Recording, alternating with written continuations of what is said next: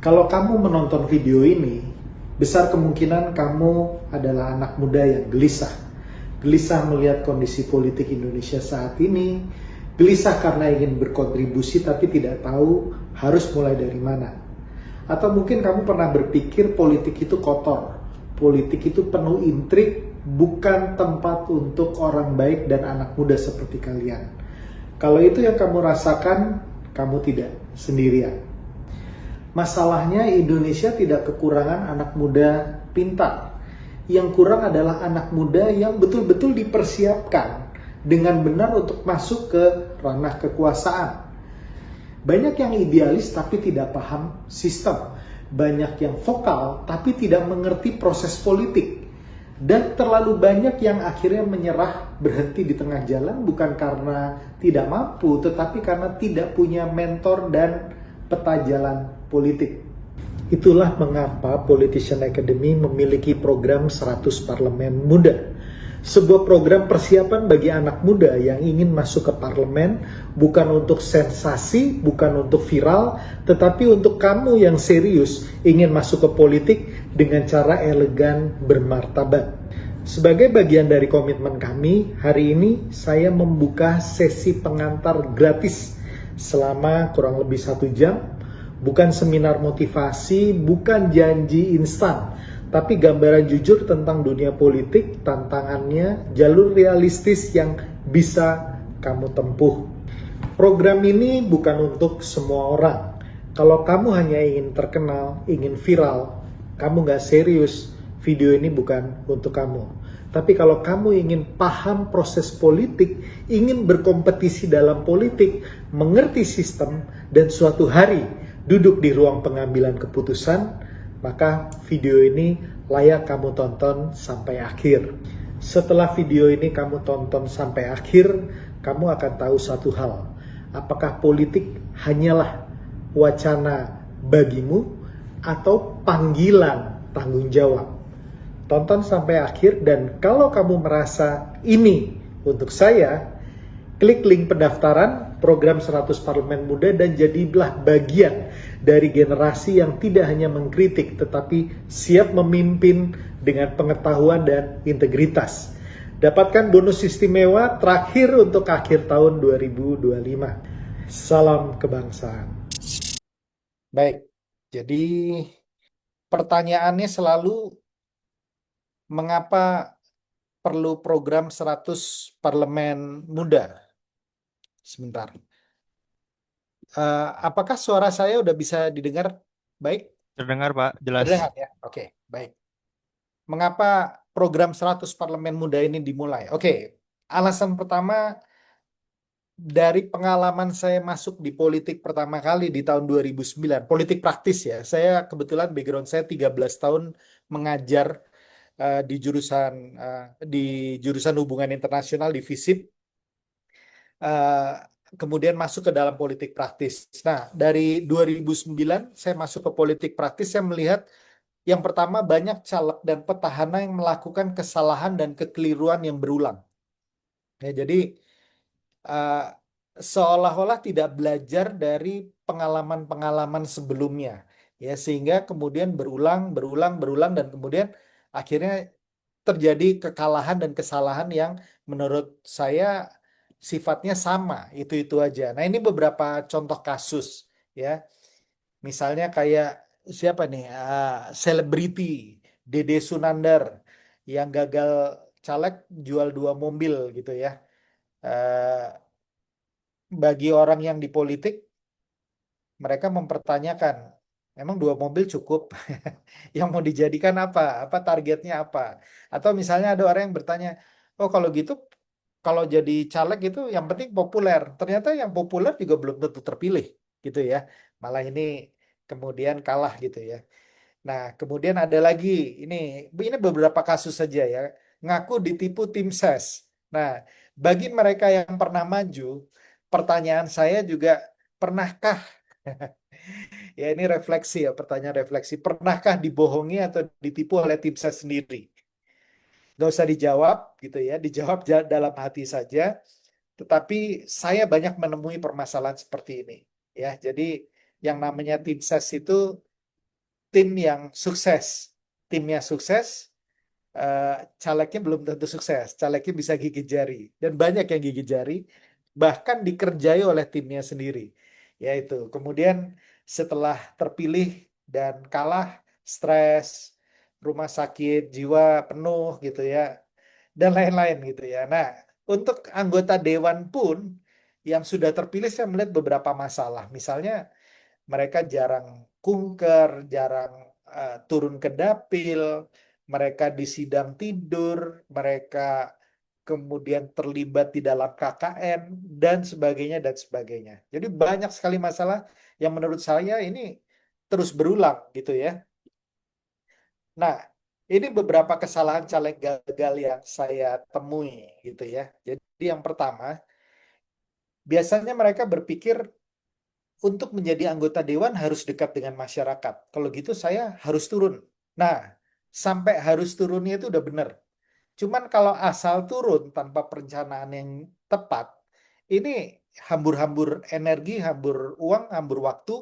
Ya, kalau enggak kita tahu bagaimana strategi untuk turun, akhirnya yang terjadi boncos. Ya, kemudian yang berikutnya lemah dalam melakukan manajemen dana. Nah, jadi mungkin teman-teman selalu bilang atau mereka yang baru kadang-kadang selalu mengeluh bahwa permasalahannya adalah uang. Ya, kalau permasalahannya semata-mata hanya karena uang, tentu saja mereka yang mempunyai dana paling besar pasti menang, positif menang. Tapi mungkin teman-teman bisa dengar kiri kanan, apalagi teman-teman yang sudah berpartai, ya, mungkin sering dengar dia udah menghabiskan berapa tidak terpilih juga, ya.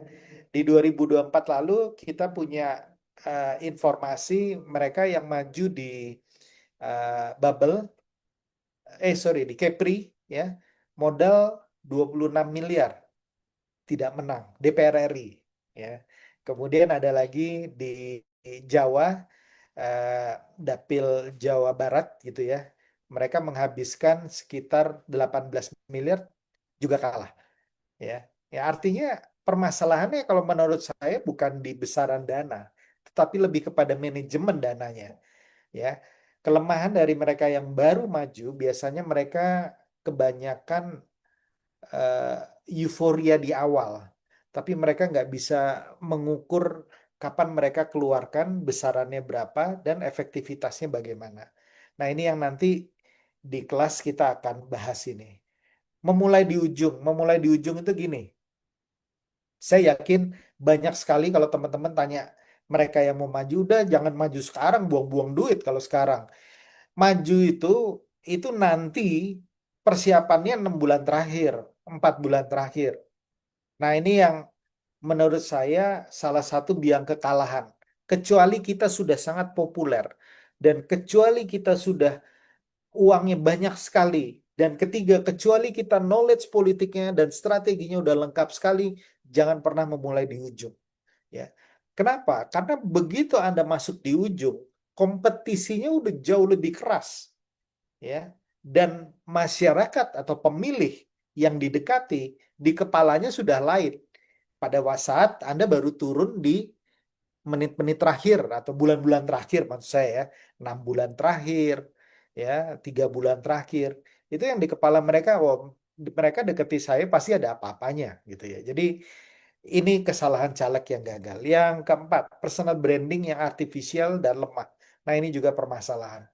Eh, Mereka tidak bisa menempatkan diri, membranding dirinya dengan baik, yang kemudian dipersepsikan dengan baik juga oleh masyarakat pemilihnya. Jadi biasanya tidak konsisten di situ, biasanya tidak tepat melihat peta politik yang ada di situ, sehingga akhirnya personal brandingnya berantakan. Apalagi personal branding yang didasari oleh pendekatan semata-mata pencitraan. Nah, ini nggak boleh, ya. Personal branding itu harus genuine, ya, harus apa adanya kita, gitu ya. Jadi nggak melebih-lebihkan, nggak seperti itu. Nanti saya ajarkan bagaimana personal branding yang genuine, sehingga values Anda lebih dikenal, sehingga visi Anda dan narasi Anda lebih dikenal dibandingkan dengan semata-mata seperti yang di Sumatera kemarin gitu ya. ngangkat beras gitu ya, pakai rompi. Nah ini personal branding yang menurut saya nggak tepat gitu ya. Tapi ini nanti kita akan bahas di kelas. Yang berikutnya, tidak melakukan mapping dapil dengan tepat. Ya, jadi kebanyakan dari mereka itu ya hanya ya saya tahu daerah saya seperti ini. Ya daerah seperti ini tuh gimana? Anda tahu nggak basis siapa di daerah Anda? Petahana mempunyai basis yang kuat nggak di dapil Anda? Anda tahu nggak apa namanya values dari mereka yang berada di dapil Anda itu seperti apa?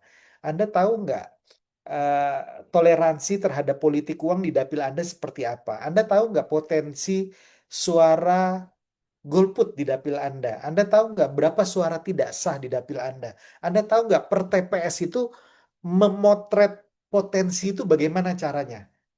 Nah, ini yang biasanya menurut saya kebanyakan caleg yang baru maju atau yang gagal kemarin mereka tidak betul-betul melakukan ini. Mungkin secara umum ya saya tahulah daerah saya itu kan daerah kelahiran saya begini begini begini gitu. Jadi menggeneralisasi.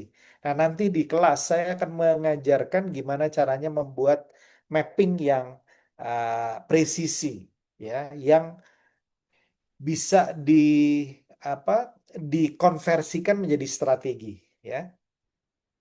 Yang keenam, targeting tidak berdasarkan data. Nah, ini yang kebanyakan caleg-caleg baru selalu bilang, oh untuk menang saya butuh misalnya 10.000 suara. 10.000 suara di daerah saya ada 200 TPS misalnya. Oke, kalau 200 TPS berarti satu TPS itu isinya harus 50. Jadi disamakan semua. Seluruh TPS itu targetnya 50 orang.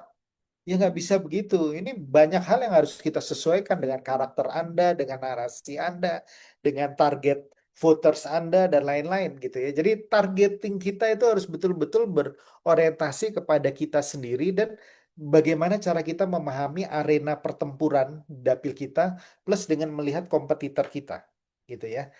Nah itu yang keenam. Yang ketujuh, nah ini yang tadi saya ulang-ulang, salah pilih tim ses.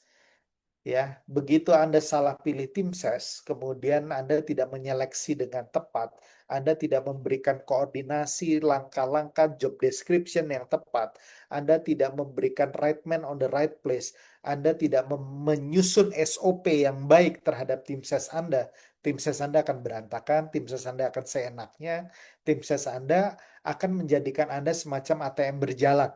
Ya, ini yang saya selalu ingatkan ke teman-teman. Ya, nah bagaimana caranya? Nanti di kelas saya akan jelaskan. Tidak memiliki strategi yang efektif, yaitu tadi asal turun tanpa perencanaan, modal modal nekat, modal semangat saja. Well, nekat dan semangat oke, tapi nggak cukup hanya nekat dan semangat. Ya, kalau nggak ada nekat dan semangat juga nggak boleh juga gitu ya, karena kompetisinya berat dan kompetisinya jangka panjang. Ya, kita di sini bukan apa lari sprint, di sini kita maraton. Jadi butuh strategi yang tertata.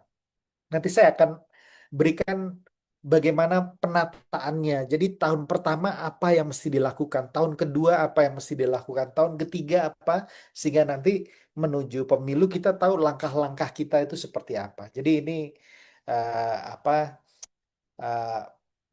hal yang saya temui. Nah, berkaitan dengan masalah anggota dewan, mungkin eh, kelas 100 parlemen muda ini saya mimpinya bukan hanya membantu teman-teman untuk duduk menjadi anggota dewan. Mimpi saya, mimpi Politician Academy itu sampai masuk kepada Anda menjadi anggota dewan terpilih dengan strategi yang baik, tepat, dan terukur, dengan elegan. Tapi pada saat Anda terpilih, kemudian Anda menjadi anggota dewan yang berkualitas. Ya, Anda menjadi anggota dewan yang kritis, Anda menjadi anggota dewan yang betul-betul menjadi wadah atau penerus aspirasi dari konstituen Anda. Anda betul-betul memikirkan solusi bagi permasalahan di dapil Anda. Nah, ini yang saya inginkan. Saya nggak ingin Anda begitu terpilih, kemudian ya udah terpilih, selesai tugas. No, itu baru langkah awal gitu ya. Makanya nanti di dalam kelas mungkin boleh saya katakan 30% dari materi kelas itu akan berkaitan dengan bagaimana teman-teman mesti memahami tupoksi dari anggota dewan, ya, fungsi legislasi, fungsi budgeting, fungsi pengawasan itu bagaimana, ya. Nonsens kita menjadi anggota dewan kalau kita nggak paham tentang legal drafting, kita nggak paham tentang perda, kita nggak paham tentang eh, alur rotasi dari APBN maupun APBD, ya. Ini ini nanti saya akan berikan di kelas gitu ya. Termasuk juga skill apa yang harus Anda asah untuk bisa menjadi anggota dewan yang kompeten.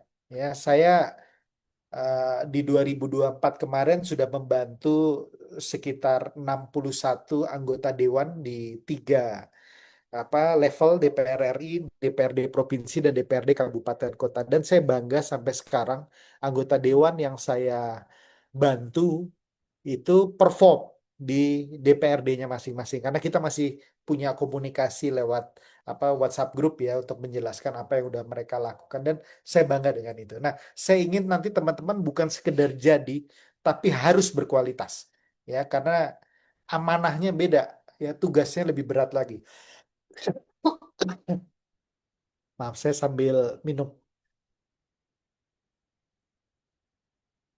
Nah, masalah dari anggota dewan ada 8. Saya ringkas saja, saya cepat aja ya ini. Sekilas, nanti di dalam kelas saya akan perdalam lagi. Pengetahuan yang minim terhadap tugas dan fungsi anggota dewan. Banyak yang nggak tahu begitu mereka menjadi anggota dewan, karena jadi anggota dewannya didorong-dorong bapaknya, ibunya, keluarganya, didorong-dorong pihak tertentu, didorong-dorong sponsor, dan lain-lain. Jadi begitu mereka terpilih nggak tahu mereka harus ngapain. Nah, ini parah. Tidak memahami peta elektoral dapil. Mereka udah terpilih tapi nggak tahu basis suaranya ada di mana. Mereka udah terpilih tapi nggak tahu pemilih saya memilih saya karena apa. Ini parah. Ya, jadi ini nanti saya apa ajarkan gimana caranya setelah Anda terpilih, Anda bisa memahami dapil Anda dan mempunyai manajemen dapil dengan baik. Ya, anggota dewan yang saya bantu, yang saya dampingi, ya, kebanyakan mereka sistem manajemen dapilnya udah terbentuk dengan baik, sehingga kemudian mereka tugas-tugas berikutnya menjadi lebih mudah dan terpilih kembali. Saya pernah mendampingi dari 2009 sampai di 2024, berarti dia udah 4 kali terpilih dengan suara, ya, 5 besar di Indonesia lah gitu ya. Jadi eh, lumayan. Itu kenapa? Karena saya bantu dia membuat manajemen dapilnya menjadi lengkap sehingga kemudian udah bisa jalan sendiri tanpa kita harus selalu hadir. Ya. Berikutnya mindset balik modal ya. Instan kaya, ingin pengakuan instan, star syndrome. Ya, ini beberapa ya skill. Ini public speaking dan people skill ini skill yang mesti teman-teman apa kuatkan. Ya, karena banyak sekali anggota dewan yang tidak pandai. eh, Mungkin public speakingnya terlihat bagus tapi empatinya nggak ada. Ya, ini kan teman-teman bisa lihat gimana pejabat-pejabat kita menindak, mengantisipasi atau berkomentar tentang masalah bencana di Sumatera. Ya, kata-katanya itu mungkin public speakingnya oke gitu ya, tapi nggak punya empati. Nah, ini bagian mempunyai empati ini sebetulnya people skill.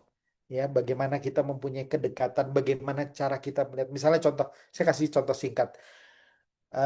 Menteri Sosial ya, Gus Ipul kemarin bilang bahwa semua bantuan harus ada izin.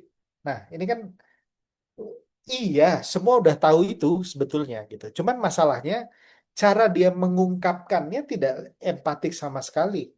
Kan akan berbeda misalnya dibilang untuk pihak-pihak yang ingin memberikan bantuan kepada teman saudara-saudara kita di mana di Sumatera, kami akan membantu proses perizinannya supaya cepat berjalan dan korban bisa terbantu dengan baik. Nah, esensinya kan sebetulnya sama, tapi bagaimana cara mengelola kalimat statement sehingga kemudian berpihak kepada korban itu yang menurut kita agak kurang. Ya, yang baru-baru ini rame, Menkes di sidang kemarin bicara bahwa apa pejabat-pejabat bolehlah nanti bisa selfie, bisa foto, dan bisa naik Hercules bareng-bareng.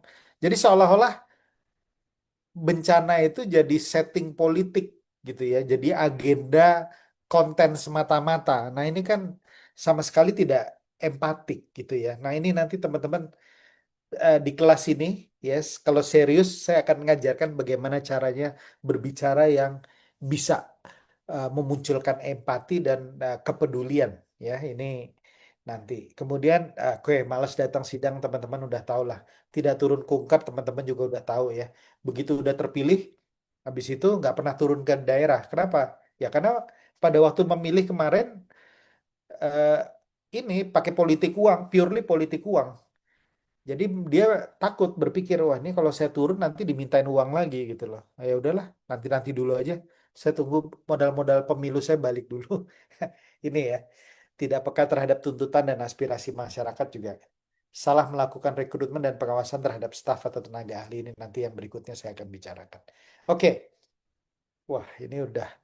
Ya, kenapa perlu keras 100 parlemen muda? Karena kompetisi di, sorry, kompetisi di Pileg 2029, sorry, sorry. Kembali dulu.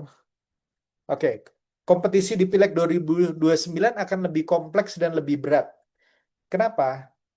Saya selalu bilang bahwa tidak ada yang betul-betul sama dari satu pileg ke pileg lainnya.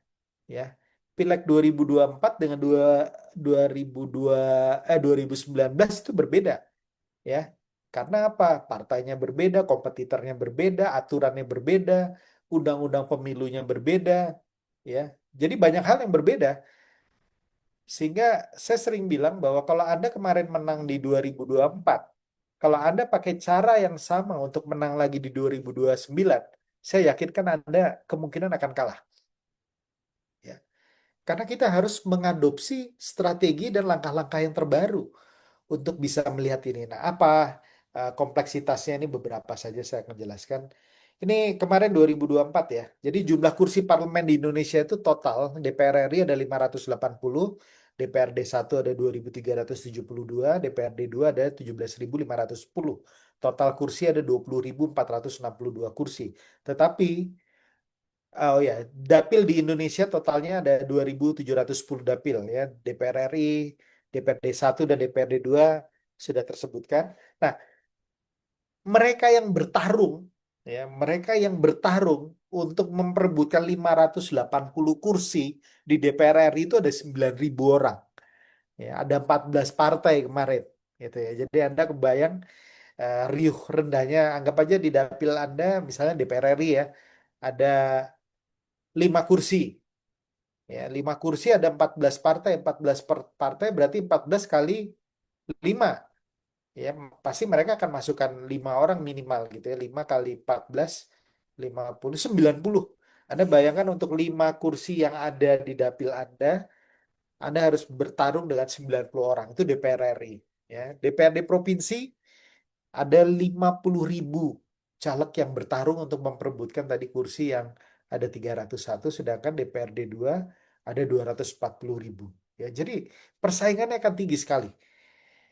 Nah, kemudian landscape politik 2029 menurut saya ini akan berubah. Ya, jadi ada beberapa landscape yang saya lihat nanti akan berubah dibandingkan dengan 2024. Yang pertama, di sini putusan MK ya yang kemarin dikatakan nomor 135 tahun 2024 memisahkan pemilu nasional dan pemilu daerah. Jadi Pileg akan gabung sama Pilpres, kemudian Pilkada dan Pileg level DPRD 1 dan DPRD 2 itu akan digabungkan bersama. Nah, ini kan berarti landscape-nya berubah dengan 2024. Strateginya pasti akan berbeda lagi. Ya karena dengan jarak 2 tahun atau 2 tahun setengah, kita belum tahu, ini dinamika elit politiknya akan berbeda dengan di 2024. Kemudian yang berikutnya, keputusan MK tentang syarat presidential threshold. Ya, MK juga sudah mengeluarkan ini, presidential threshold itu 0%. Nah, ini juga nanti akan berpengaruh karena Pilpres pasti akan berpengaruh terhadap pileg, ya.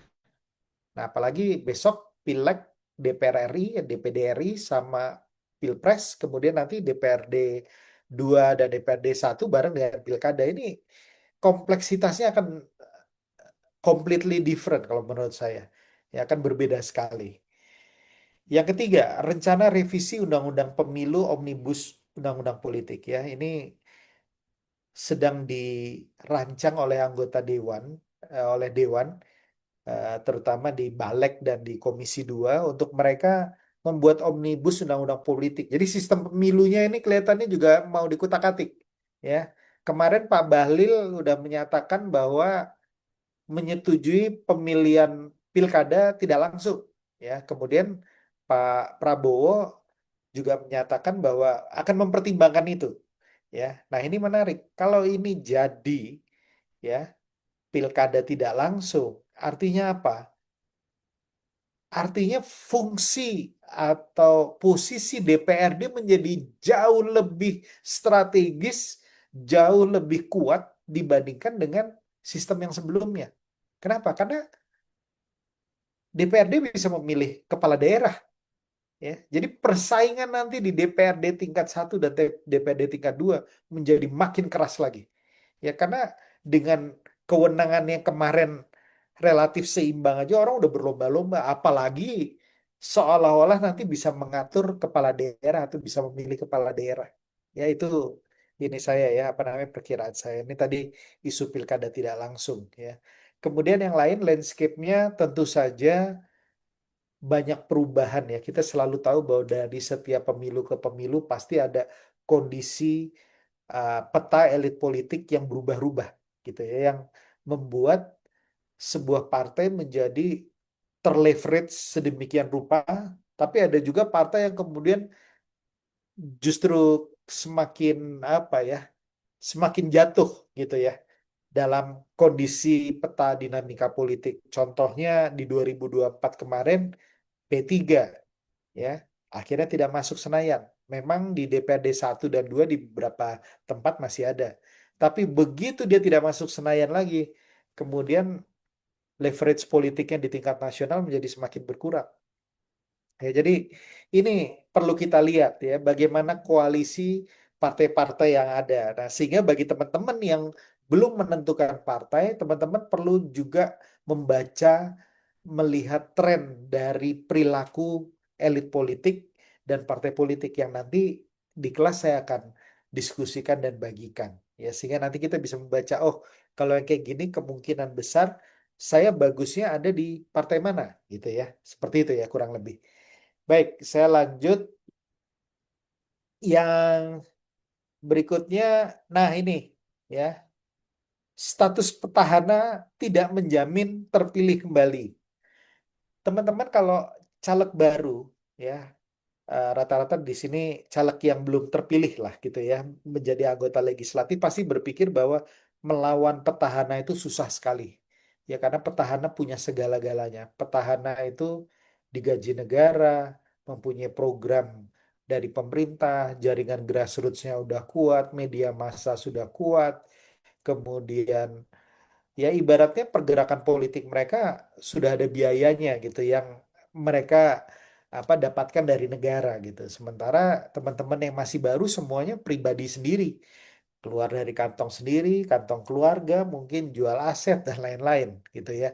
Nah, tapi teman-teman, kalau petahana sedemikian kuatnya, harusnya dari setiap pemilu ke pemilu lainnya itu keterpilihan petahana itu mencapai 80 sampai 90%. Benar nggak? Ya, kalau kita membaca secara umum seperti itu. Karena mereka punya segala-galanya. Tapi ternyata ini data DPR RI ya. Saya ambil data DPR RI di 3 pemilu terakhir. Ya. Di 2014 hanya 56,8% petahana yang terpilih kembali. Ya.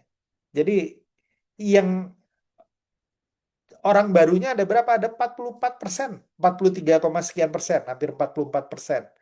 Di 2019 itu ada 45% kurang lebih yang yang orang baru, ya. Jadi petahana, nggak semua petahana terpilih kembali. Poin saya di situ. Di 2024 kemarin di DPR RI hanya 307 dari 580 yang terpilih kembali. Padahal kalau kita lihat hampir semua anggota DPR RI, ya mungkin sekitar 95% itu pasti mencalonkan diri kembali. Kenapa hanya ini yang jatuh? Nah, ini yang menarik, ya. Itu. Nah, ini kalau teman-teman saya berikan informasi ya dan data beberapa tokoh besar di sepanjang 2019 sampai 2024, tokoh vokal, popularitasnya tinggi. Teman-teman bisa lihat ya, Masinton Pasaribu dari PDI Perjuangan sekarang jadi bupati di daerah Sumatera Utara. Dia dari sebelumnya 82 suaranya malah turun di 50.000. Arteria Dahlan dari 108 turun menjadi 62. Ini sebetulnya kemarin seharusnya terpilih gitu ya karena dia ada di posisi kedua tapi kemudian dia mengundurkan diri dan menyerahkan kursinya kepada cucunya Soekarno ya kalau nggak salah Romi Soekarno. Krisdayanti kurang apa? Cantik, populer, semua tahu gitu. Suaranya menurun 13270 dan tidak terpilih kembali. Erko Sutarduga ya ini macan Senayan juga sama dengan Pak Yandri Susanto ya macan Senayan juga tidak terpilih kembali. Bahkan yang menarik kalau Anda lihat Yandri Susanto itu suaranya meningkat loh dari 62 jadi 96 tapi tidak terpilih ya. Nah, ini menarik kita nanti bahas. Ini beberapa yang lain. Pak Jarod Saifullah ya di Sumut Sumut 3 kalau nggak salah DPR RI tidak terpilih ya suaranya jatuh drastis tinggal 30%. Didi Mukrianto 2 kali menjadi anggota dewan kalah dari Demokrat. Junimat Girsang sekarang jadi dubes di Vatikan kalau nggak salah atau Roma tapi suaranya juga hancur berantakan. Nah ini Pak Ludwig Friedrich ya teman-teman di Golkar tahu ini bendahara umum. Bendahara umum duitnya kurang apa? Suaranya pun naik tapi tidak terpilih. Taufik Basari dari PAN ya sama. Jadi nama besar tidak menjamin kemenangan. Petahana tidak menjamin kemenangan. Nah ini saya ingin memberikan semangat kepada teman-teman bahwa posisi teman-teman. Kalau tadi angkanya 52-56%, anggap aja hampir 50-50. Ya, kemungkinan untuk terpilih pun masih besar. Ya, untuk kita kalau kita serius betul-betul mempersiapkan. Terakhir, anggota dewan terpilih tidak menjalankan fungsinya dengan baik sehingga kepercayaan publik menurun. Nah, bagaimana kepercayaan publik kepada ini, kepada DPR, DPR dan partai politik dari tahun ke tahun, dari periode ke periode selalu berada di posisi yang paling bontot. Ya, biasanya kalau nggak partai politik, DPR itu selalu berada di bawah. Gitu ya. Ini dari survei Litbang Kompas Februari 2025 dan indikator lembaga survei di Mei 2025. Kita lihat ya, karena perilakunya buruk, akhirnya trust masyarakat rendah. Sehingga dia menjadi institusi yang paling tidak dipercaya oleh publik ya. Nah, saya ingin eh, idealisme saya ingin teman-teman yang nanti terpilih itu bisa memperjuangkan ini sehingga kepercayaan masyarakat itu menjadi kembali kepada anggota dewan ya.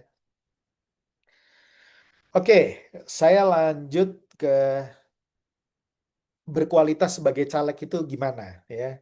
Berkualitas sebagai caleg itu yang pertama memahami strategi yang tepat dan terukur berdasarkan data bisa memaksimalkan sumber daya. Jadi sebetulnya nanti teman-teman akan tahu bahwa yang namanya besar kecil itu relatif sekali. Ya, kuncinya bagaimana kita secara cerdas bisa memaksimalkan sumber daya yang kita miliki. Ya, kadang-kadang orang berpikir wah kalau nggak populer nggak bisa menang. Yang populer pun banyak yang nggak menang. Ya, coba artis, penyanyi, selebriti, selebgram. Kalau teman-teman lihat mau di pileg, di pilkada, nggak menjamin menang ya. Jadi kecerdasan untuk kita fokus dengan sumber daya kita yang ada. Itu menurut saya kuncinya.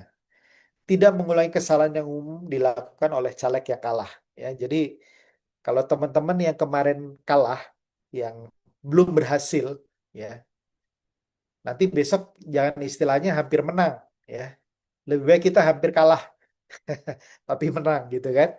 Nah, eh, maksudnya begini, saya di kelas yang sebelumnya pernah membantu beberapa orang yang kemarin kalah sebelumnya di Pileg 2019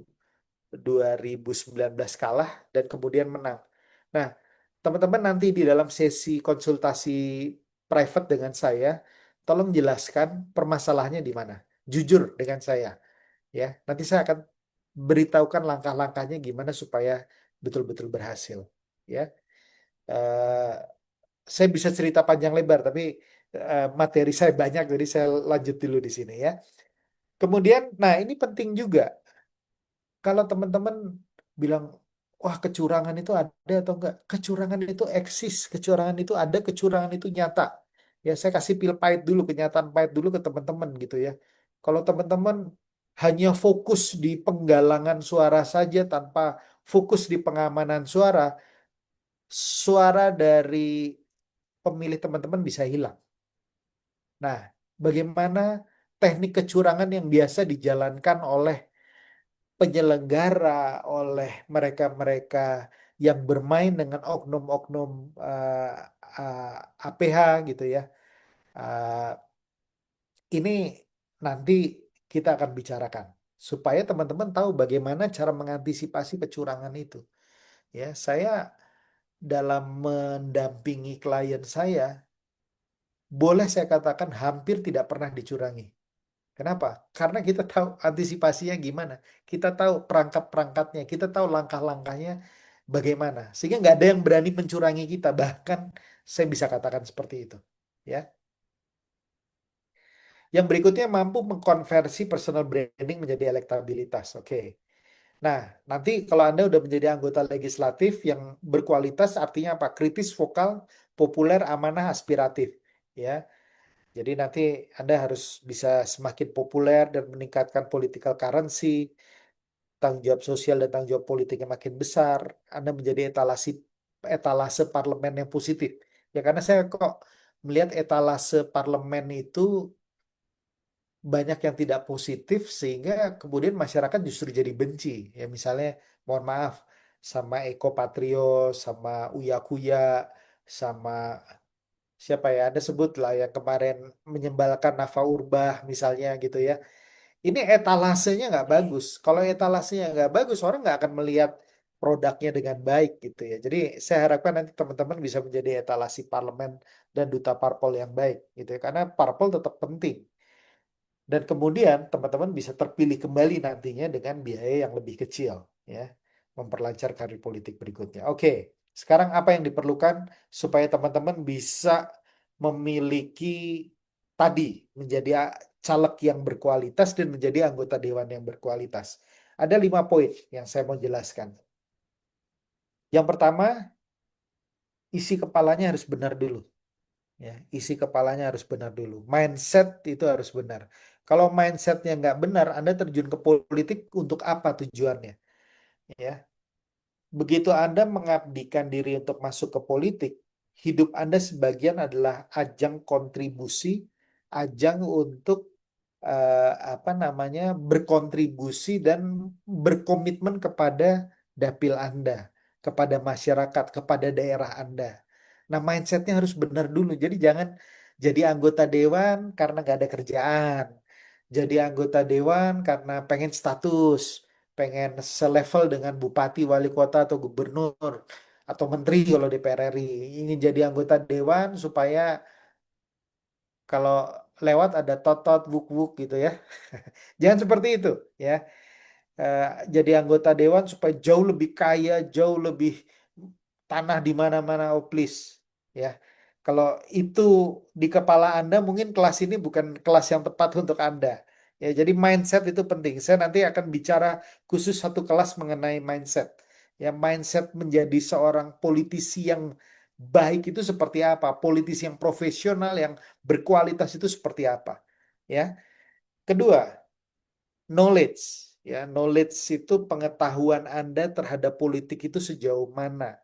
Ya, ini yang saya nanti sebetulnya strategi itu bagian dari knowledge. Ya, sebetulnya pemetaan dapil itu bagian dari knowledge. Tapi saya juga ingin Anda sudah mulai rajin membaca buku-buku politik, terutama buku-buku yang berkaitan dengan kekuasaan, ya seperti bukunya uh, Thomas Green ya, The 48 Laws of Power, atau misalnya Anda membaca bukunya Machiavelli, Sang Penguasa, Il Principes.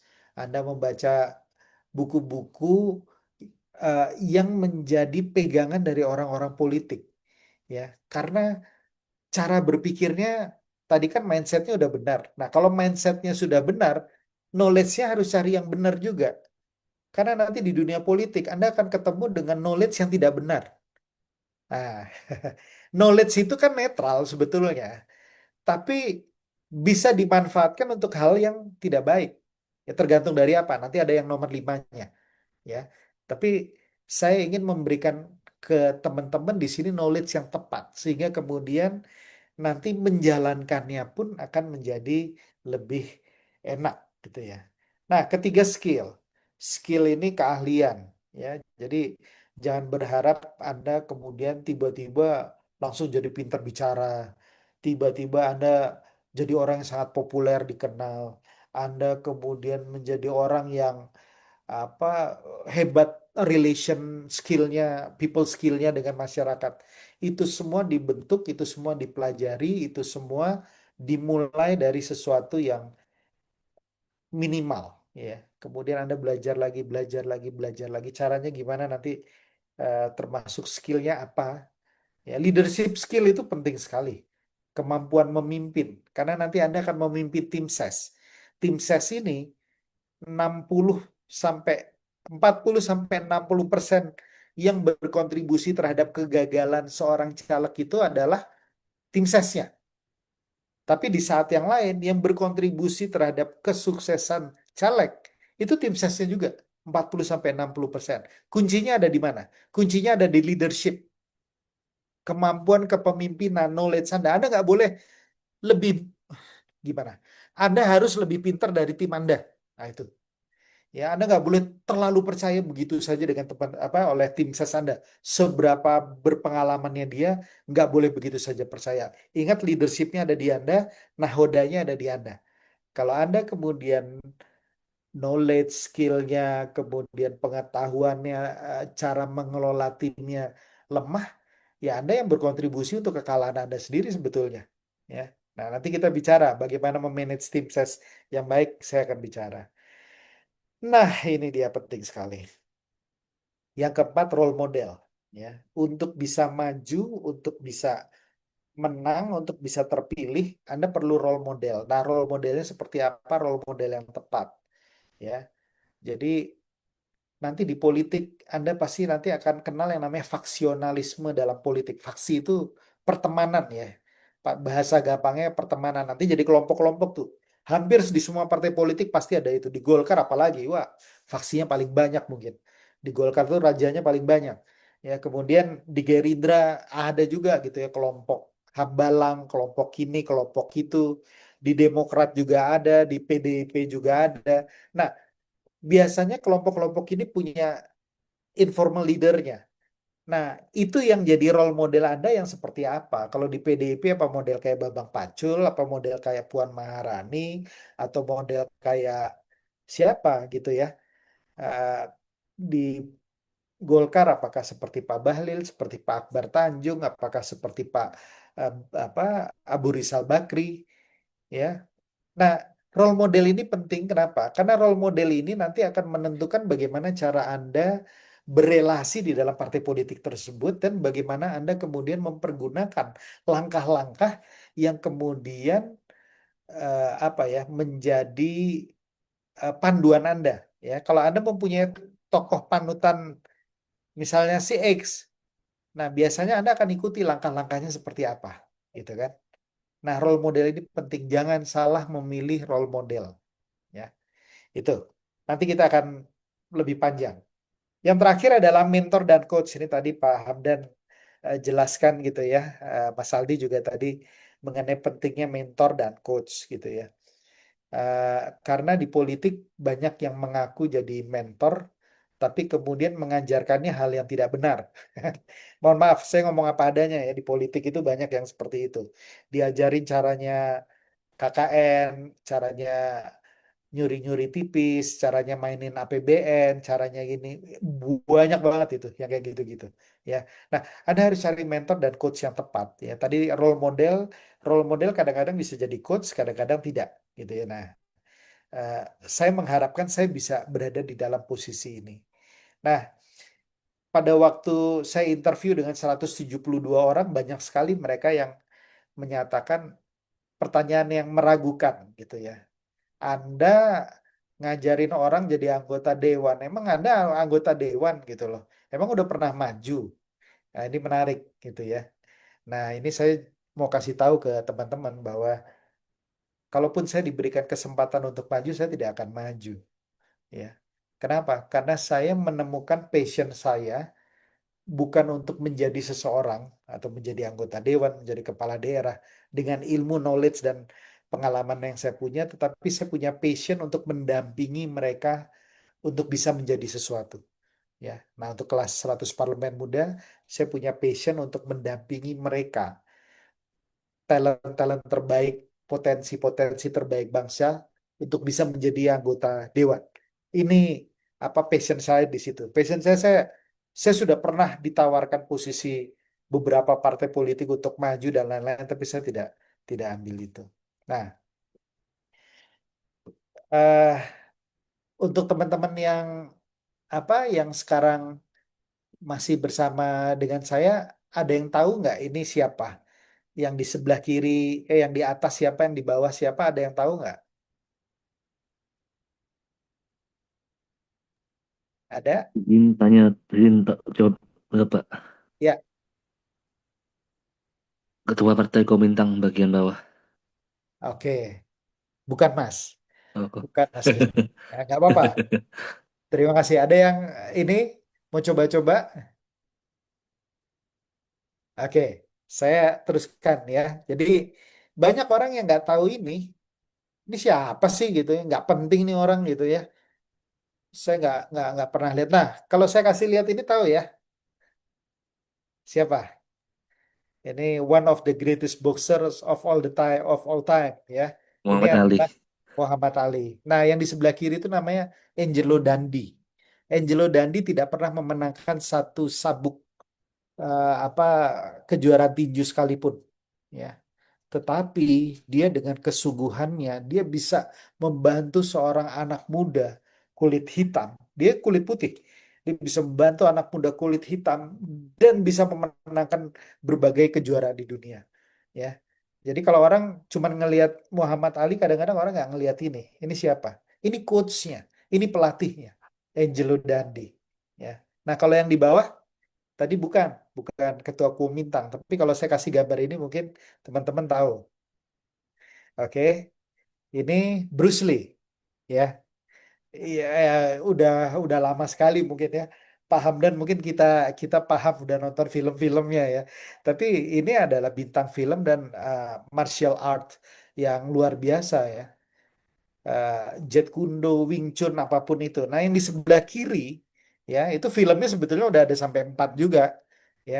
Tapi orang nggak ada yang kenal dia sampai Bruce Lee kemudian sangat sukses di perfilman dan di dunia bela diri. Namanya adalah Yip Man. Ya, kalau udah pernah nonton filmnya, Yip Man, dia adalah salah satu guru dari Bruce Lee. Nah, orang nggak ada yang kenal ini sebelumnya. Tapi begitu Bruce Lee kemudian terkenal, dia cari, ini Bruce Lee bisa hebat. Siapa sih ininya? Apa namanya? Orang di belakangnya, coachnya siapa sih? Ya, kemudian si Yip Man akhirnya begitu dilihat, oh ternyata ceritanya seru juga. Akhirnya dibikin film juga. Nah, ini Yip Man, kalau Anda mau nonton filmnya, eh, boleh tuh, masih ada. Nah, apa apa keuntungannya si si mereka-mereka ini? Mereka nggak terlalu populer, ya. Tetapi begitu mereka bisa menemukan orang yang tepat, mendidik yang tepat, mereka bisa menjadi orang yang besar, ya. Maksudnya muridnya. Nah, ini yang saya impikan. Dream saya ada di situ sebetulnya. Ya. Kenapa coach itu penting? Ya. Yang pertama, dia memberikan direction, dia memberikan arah yang tepat. pada waktu Anda masuk pertama kali ke dalam politik, Anda mungkin mendapatkan banyak apa ibaratnya arahnya, papan arahnya itu bingung. Ini mau kemana? Mau ke kiri, ke kanan? Ini kata orang begini, ini kata orang begitu, ini kata orang begini. Yang saya harus lakukan begini, yang saya harus lakukan begitu. Nah, adanya coach, dia memberikan direction yang tepat, ya, berdasarkan pengalaman dia, berdasarkan eh, apa yang dia udah lakukan, berdasarkan knowledge dia. Yang kedua, dia bisa mendetek blind spot. Blind spot itu titik yang tidak bisa dilihat oleh yang bersangkutan. Ya, ibaratnya kayak bela diri atau main tinju ya. Tinju ya. Kita tinju. Sehebat-hebatnya Muhammad Ali, dia tidak bisa melihat punggungnya di belakang. Ya. Nah, dia tidak bisa melihat bagaimana pola pergerakannya dia pada saat dari belakang. Ya kan nggak mungkin juga gitu ya, karena matanya kan pasti ada ke depan gitu ya. Dan pandangannya mungkin maksimal di 180 derajat ya dari kiri ke kanan gitu. Dia nggak bisa ngelihat semuanya. Nah, coachnya bisa melihat itu sehingga coachnya akan memberikan komando gitu. Kiri kiri kanan, ini ambil ini jab langsung. Ini yang tugas seorang coach itu seperti itu. Dia bisa mendetek blind spot yang tidak dilihat oleh sang pemain. Kalau Anda lihat di pertandingan apa sepak bola, itu yang coachnya ya, itu selalu teriak-teriak di lapangan. Sebar kiri. Itu adalah tugas coach. Dia bisa melihat blind spotnya, kekurangannya di mana, yang mereka yang main di arena itu nggak bisa melihat itu. Nah, itu fungsinya coach. Yang ketiga, helikopter view. Jadi ya, kalau teman-teman nanti turun ke lapangan, teman-teman akan ngerasa, aduh berat banget sih jadi caleg ini gitu ya. Dikit-dikit ketemu orang duit, dikit-dikit duit, dikit-dikit kerja, dikit-dikit ketemu orang, dikit-dikit harus gini. Aduh capek saya, waktu saya untuk keluarga nggak ada, waktu saya untuk diri sendiri nggak ada. Ketemu dengan orang yang aneh-aneh, mau nipu, mau ini, mau segala macam bangsat-bangsat itu banyak juga. Eh, ini kalau teman-teman melihat itu saja, teman-teman cenderung akan putus asa dan di tengah-tengah atau menjelang ujung akan berpikir, saya nggak bisa menangkan pertempuran ini. Udahlah, saya mundur aja. Saya nggak mau teruskan. Karena saya teruskan pun udah pasti kalah. Nah, teman-teman, fungsinya coach adalah memberikan pemandangan dari helikopter view. Ya, jadi kalau ibaratnya Anda lagi bawa parang di hutan yang lebat, Anda nggak ngelihat gitu. Pokoknya tebas kiri, tebas kanan gitu, nggak dilihat. Di depannya ternyata ada sarang harimau gitu ya, atau di sebelah kiri ternyata ada jurang yang dalam. Anda main tebas-tebas aja karena Anda nggak ngelihat. Nah, tugas seorang coach, dia punya helikopter view. Dia bisa melihat lebih jauh di atas dan melihat langkah Anda. Sehingga dia akan memberikan direction tadi. Anda tebas pohonnya, arahnya ke kiri 30 derajat, jangan 45 derajat, karena 45 derajat itu di depan Anda itu ada sarang beruang misalnya seperti itu, atau ada jurang yang dalam. Anda ke kiri gitu loh. Iya, tapi capek ini nggak kelihatan tujuannya. Iya, itu sebentar lagi, paling sekitar 50 meter lagi Anda tebang pohon di depan Anda dan semak-semak, Anda udah bisa keluar dari situ. Nah, inilah tugas seorang coach gitu. Dia memberikan pemahaman yang lebih luas karena apa? Karena dia sudah berpengalaman di bidang itu, karena dia knowledge-nya sudah ada di bidang itu, ya. Yang keempat, honest feedback. Nah, masukan yang jujur, ya. Seorang coach bisa membuat pemainnya menjadi pemain bintang karena dia memberikan masukan yang jujur. Masukan yang jujur ini kadang-kadang pahit, ya. Jadi siap-siap ya, saya orangnya juga bukan orang yang suka ngomong manis-manis. Yang suka ngomong manis-manis, Anda tahu siapa? Tim ses Anda. Tim ses Anda itu kalau ngomong manis banget itu udah, wah, udah pokoknya Bapak udah pasti menang Pak. Wah, pokoknya jos. Bapak udah siapkan baju pelantikan Bapak. Pokoknya di sini 3 desa udah saya kuasai Pak. Ini semua akan milih Bapak. Waduh, cantik banget ngomongnya, manis banget gitu ya. Tapi nggak jujur. Ini masalahnya. Dan kadang-kadang caleg itu seneng seneng dapat respon yang seperti ini, feedback yang nggak jujur, tapi apa manis di telinga. Nah, kalau Anda dengan saya, jangan harap Anda bisa berikan itu. Karena saya akan memberikan masukan yang jujur. Ya, misalnya "Oh, saya capek gini-gini. Saya akan cek capek itu bekerja dari jam berapa sampai jam berapa. Oh, dari sini kurang, tambah lagi jamnya. Atau misalnya, ya salah sendiri. Kenapa waktu turun Anda nggak melakukan pemetaan duluan sehingga duit Anda akhirnya habis di sana. Nah, saya akan memberikan masukan-masukan seperti itu kepada Anda dan Anda harus siap dengan itu. Karena saya nggak mau apa membesar-besarkan Anda dengan sesuatu yang palsu. Ya, saya ingin tunjukkan realita politik seperti ini. Dan it's harsh, yaitu keras. Kompetisi itu keras. Ya, jadi saya karena saya ingin Anda mau jadi juara, saya pasti akan memberikan masukan-masukan yang jujur supaya Anda bisa mengatasi itu, gitu ya. Dan kemudian yang terakhir, memberikan solusi yang sifatnya taktikal, yang sifatnya praktikal, nggak cuman apa nasihat-nasihat yang umum-umum aja enggak. Ya, saya bukan motivator. Saya political coach ya. Saya akan jelaskan apapun langkah-langkah dan cara-cara yang benar dan tepat untuk bisa memenangkan sebuah pertempuran ya. Jadi langkah-langkah inilah yang saya ingin nanti Anda ketahui di dalam kelas ini. Oke, saya minum dulu sebentar.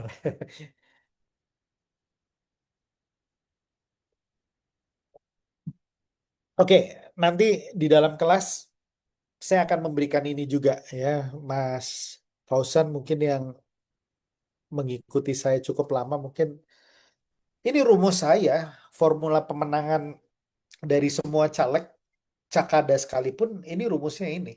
Saya nggak pernah ganti-ganti rumus saya dari yang lalu ya. Jadi intinya untuk menang formulanya as simple as satu planning, kedua eksekusi. Nah, nah, planning itu merencanakan. Merencanakan itu penting sekali. Makanya saya menghargai teman-teman yang sekarang sudah masuk ke kelas ini di tahun 2025 akhir. Ya, ini kalau udah batch-batch menjelang pemilu, saya malah nggak buka lagi. Ya, kenapa saya nggak buka lagi? Karena ya satu, saya udah serius dengan pendampingan klien-klien saya. Dan yang kedua, mereka yang baru memulai di ujung-ujung nggak sesuai, nggak inline dengan idealisme saya, gitu ya.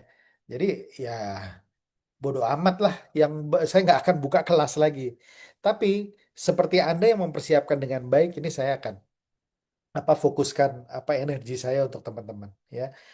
Nah, balik lagi untuk planning yang penting adalah mindset. Nanti mindsetnya seperti apa saya akan jelaskan di kelas. Kemudian berikutnya adalah mapping. Political mapping ini sangat-sangat penting ya. Setelah mappingnya jelas, mapping ini ada faktor demografis, ada faktor dinamis, ada faktor statis ya. Data pemilu yang berikutnya itu harus Anda pahami supaya peta Anda benar. Ya, saya selalu mengulang-ulang bahwa menurut Sun Tzu, kalau Anda mau memenangkan sebuah pertempuran, Anda harus menguasai dan memahami dengan baik satu diri Anda sendiri, ya. Nah, makanya mindset nomor satu, ya. Mindset itu kita memahami diri kita sendiri, plus minus kita, kelebihan kita, kekurangan kita, itu kita pahami sendiri. Itu mindset ada di situ. Kemudian yang berikutnya kita menguasai arena kita, arena pertempurannya. Nah, arena pertempuran itu bagaimana? Ya, kalau kita memahami political mapping dengan baik, itu arena pertempurannya, termasuk kompetitor kita. Ya, dan yang terakhir, kalau kita bisa memahami musuh kita atau kompetitor kita, sebaik kita mengenal diri kita sendiri, maka itu kita bisa memenangkan banyak pertempuran. Nah, dalam konteks planning ini, tadi setelah mindset, political mapping, yang berikutnya adalah branding. Branding harus tepat, branding harus genuine, branding harus sesuai dengan narasi Anda. Nggak bisa berubah-ubah, nggak bisa apa Anda tidak konsisten di situ, gitu ya. Baru yang berikutnya target. Ini target ada target waktu, target apa? Target waktu, target biaya, dan target jumlah pemilih yang Anda mau capai itu berapa. Nah, cara gimana nanti ngitungnya? Nanti saya akan ajarkan. Yang berikutnya adalah eksekusi. Eksekusi adalah menjalankan ya. Jadi setelah Anda memahami bagian planning baru Anda menjalankan. Nah, menjalankan ada tiga hal ya. Yang pertama eksekusi apa? Tim ses. Tim ses ini seleksi, rekrutmen, membuat SOP, right man on the right place, membuat uh, carrot and stick approach ya, itu ada di situ semua gitu ya. Itu dalam konteks tim sukses. Kemudian dana, tadi manajemen dana ya, mengeksekusinya harus benar. Uh, nah, baru kita masuk ke strategi ya. Jadi kebanyakan kalau orang ketemu dengan saya, tahu saya konsultan politik, apa sih strategi yang paling canggih supaya saya bisa terpilih? Strategi itu nanti setelah kita tahu planningnya jelas, tim sesnya jelas, dananya jelas, strategi baru berikutnya. Nah, yang di tengah ini MONEF. MONEF itu artinya monitoring dan evaluasi.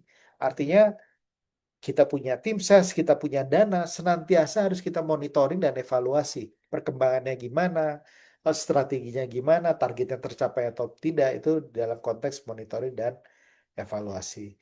Ini nanti mungkin minggu depan atau dalam pertemuan kedua atau pertemuan ketiga saya akan jelaskan lagi. Nah, baru kita ngomong strategi.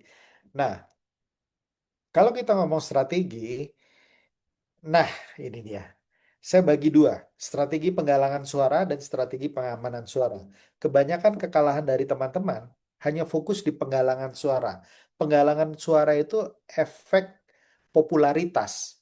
Sedangkan pengamanan suara adalah efek elektabilitas dan mengamankan suara itu bagaimana supaya mengantisipasi kecurangan dan lain-lain. Nah, di situ kita bicara tentang verifikasi data pemilih, manajemen saksi, advokasi dan pendampingan hukum dan lain-lain. Ini yang bagian kanan ini yang paling sering dilupakan oleh teman-teman karena fokusnya cuma di sebelah kiri. Brandingnya gimana, isunya gimana, kontennya apa, manajemen media sosial, eventnya apa. Ini yang di kiri yang difokuskan. Nah, ini harus imbang. Kalau Anda cuma fokus yang di kiri, yang tadi yang saya bilang, suara Anda akan dicuri dengan mudahnya. Ya, harus ada nanti langkah-langkahnya bagaimana. Oke, kita udah masuk cukup dalam ya. Nah, sekarang saya ingin infokan ke teman-teman bahwa seperti pada waktu interview saya jelaskan, di setiap kelas saya ada tugas yang teman-teman harus lakukan. Ya, nah tugas yang pertama ini yang paling gampang. Ya, ini pertanyaan-pertanyaan yang teman-teman tujukan kepada diri sendiri. Ya, apakah benar Anda mau serius maju jadi caleg? Ya, nanti jawab sendiri ya. Nanti berikan jawabannya ke saya. Apa motivasi terbesar Anda? Popularitas, status sosial, karir politik, materi, gaji, insentif, apa? Ya, tolong jujur dengan saya supaya saya bisa membantu Anda dengan baik. Apakah Anda sadar menjadi anggota legislatif itu artinya siap kehidupan pribadi dan keluarga dibongkar? Oke? Sulit punya waktu pribadi bersama keluarga. Oke? Ini saya kasih harsh reality ya, bitter truth, ibaratnya kenyataan yang pahit ya. Jadi anggota dewan itu harus siap dikritik, dicaci maki, difitnah, bahkan dibully lawan politik dan masyarakat. Jadi anggota dewan itu lebih memprioritas masyarakat dibandingkan pribadi dan keluarga. Jadi anggota masyarakat itu harus rela diperlakukan ATM berjalan oleh banyak pihak. Ya, nanti tentu saja kita antisipasi, tapi kebanyakan masyarakat kita masih seperti itu. Nah, kira-kira Anda siap nggak ini dengan konsekuensi-konsekuensi 5 yang ada ini? Ya, siap atau enggak? Kalau nggak siap, ya mungkin ini jadi kelas pertama dan kelas terakhir Anda. Apakah Anda betul-betul siap memberikan komitmen?